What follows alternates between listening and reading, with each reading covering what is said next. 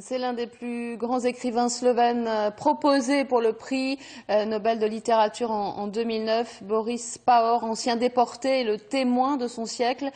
S'il ne veut plus changer le monde, aujourd'hui il continue de témoigner inlassablement. Il est ce samedi l'un des invités prestigieux des Bouquinales d'Hazebrouck. Et hier, il est allé au-devant des élèves du lycée des Flandres. Reportage Vincent Dupire avec Sébastien Gurac. On était antifasciste pendant l'époque fasciste, et maintenant c'est normal qu'on est antinaziste.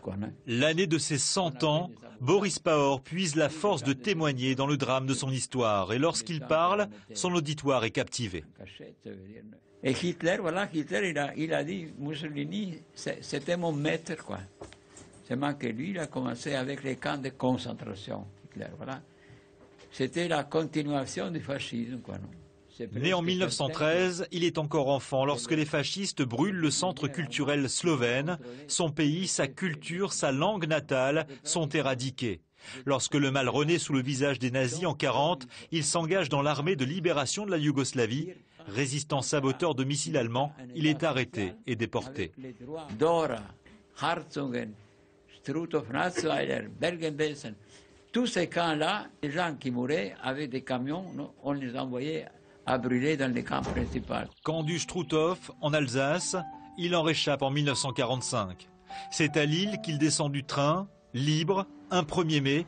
Un roman naîtra de ce retour à la vie. C'est le matin, un matin de mai. Un train avance lentement, il glisse presque le long du quai, dans le silence.